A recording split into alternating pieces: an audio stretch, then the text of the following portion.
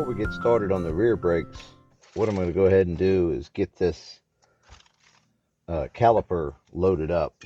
And the reason I'm going to do that is it's just easier to work on it on the back of the Jeep here.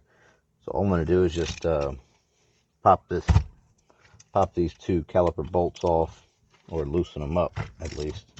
Remove them from the caliper bracket. And these are 7mm head bolts for the caliper bracket bolts, the mounting bolts. So next up, we're going to need to get our grease, and we've got what's left of it here, and we're just going to squeeze out a little bit there. We're going to put some on the face of this piston right there, and then we've got some we're going to put onto the actual caliper slides here. And the back brakes here did not come with any stainless shim kind of things like the front brakes did. So we'll just grease it up real good, and I'm sure they know what they're doing, so we don't need any back here. Just greasing up all this stuff here. Trying to keep it moving freely for as long as possible. So once we got everything greased up, clean our finger up here a little bit. And this is the inboard pad that goes toward the piston. You can see that has this little clip on here. So that's just going to slip on just like that. Slide that bolt back out of the way. Make sure those are in a good place. Next up, we'll go ahead and slide that in place. And then we've got the caliper bracket that goes on just like that. Place it's supposed to be. Now all we got to do is just tighten up these bolts here. Sometimes you have to pick up a little bit on this caliper bracket to get the threads to engage for the caliper mounting bolts. So you see I didn't tighten that one down all the way, so what I'm just going to do is try to get this one started. There it goes.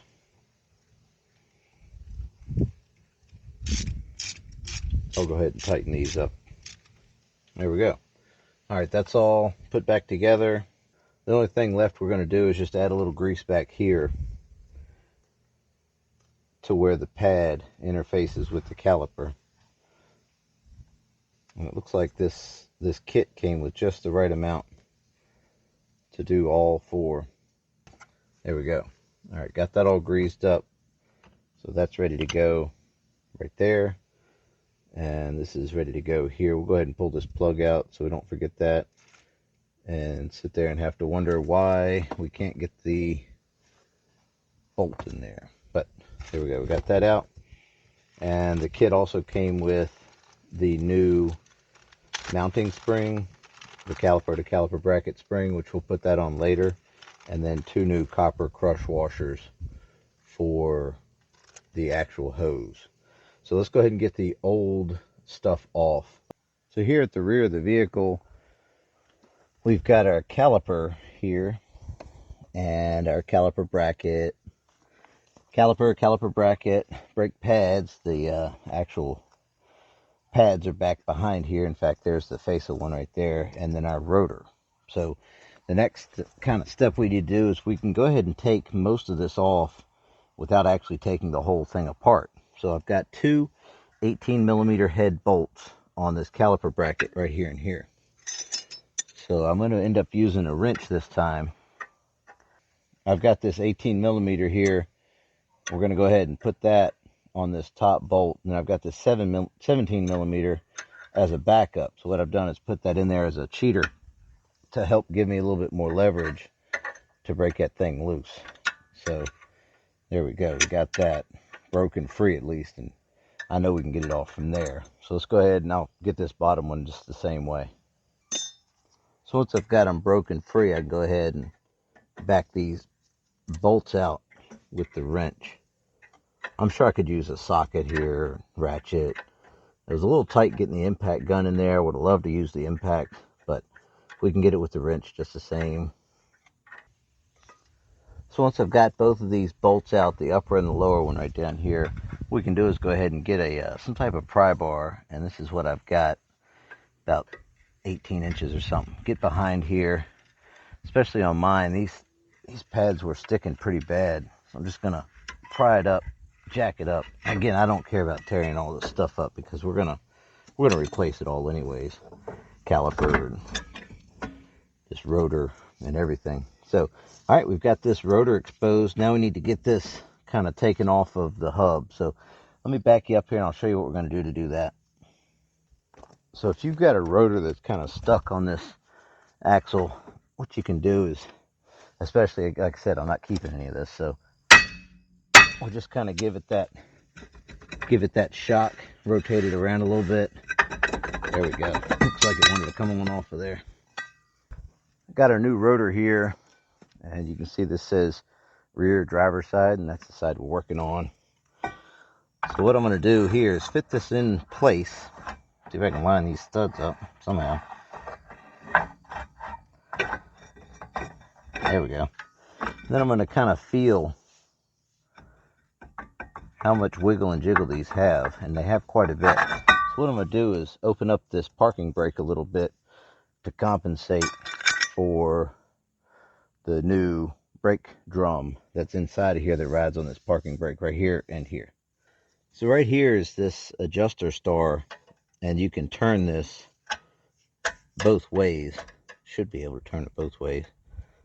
There we go. Yeah. So we need to figure out which way makes it go larger. And what I'm going to do is put my finger here and twist it and see if I can feel it getting larger or smaller. And it feels like that way is getting smaller. So that's okay. We'll just go back and we'll adjust it the other way.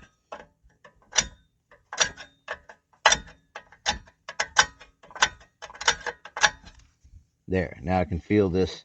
The shoe is actually expanding out away from this part right here. So I know I'm going the right way now. So I'll take a couple more turns on it. Then I'll grab my rotor here, fit it back on there, and see I went too far. I'll take about 3 more clicks out of it. Let's test that. There we go. Oh, just a little tight. Okay. So we'll take 1 more click out of it. And that should be plenty. And these brake shoes look perfect for the parking brake. Figure we'd inspect that while we were in here. Yep, perfect. That's exactly what I was looking for.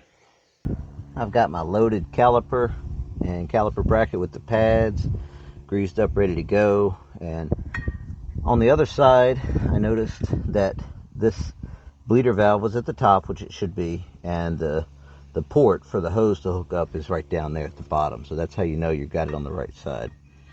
So we're just going to slide it over our rotor, just like that. Grab our caliper mounting bolts, or caliper bracket mounting bolts, and get those started by hand. One on the top and one on the bottom right down here. Just like when I took it off, I'm going to use a backup, cheater here to make sure I get these bolts plenty tight.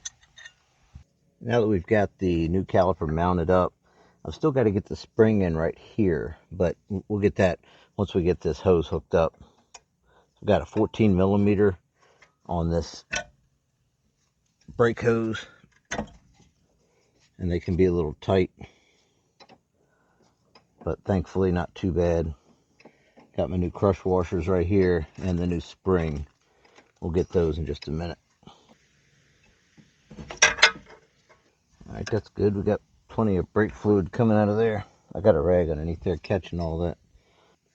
So I've got this old crush washer on here, and I need to get this off. So what I'll do is use these pliers and see if I can twist it a little bit, and it should pop right off of there. I've got my new washers here.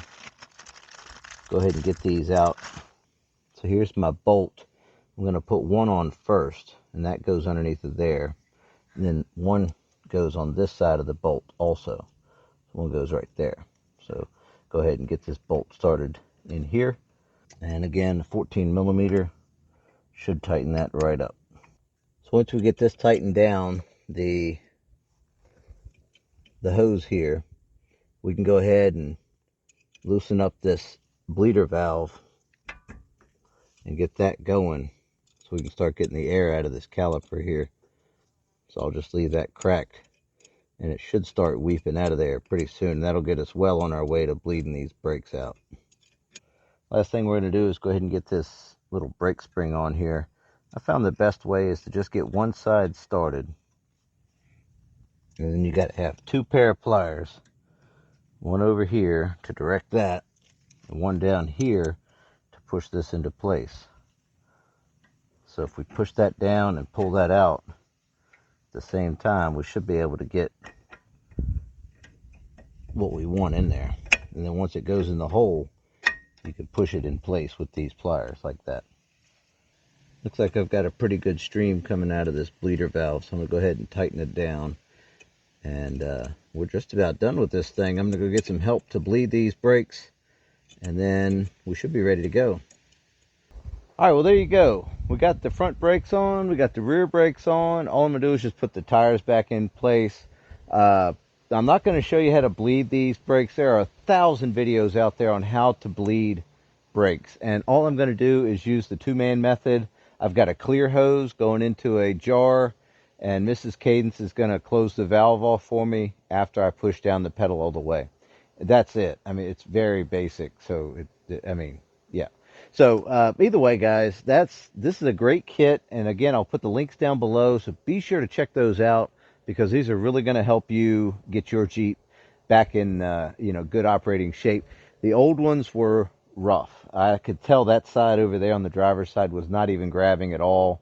This side was dragging really bad on the rear, and the two fronts were both almost locked up, just sitting there. So when I started driving it around the farm, it got really bad. But yeah, that's it. Super excited to get this thing on the road. There'll be more videos about this, I'm sure, in the future, because this is, it's been sitting a while, and it's going to take a few things to get it on the road. I know I've got a coolant leak, so we'll see if we can tackle that next. So thanks for watching, and we'll see you next time.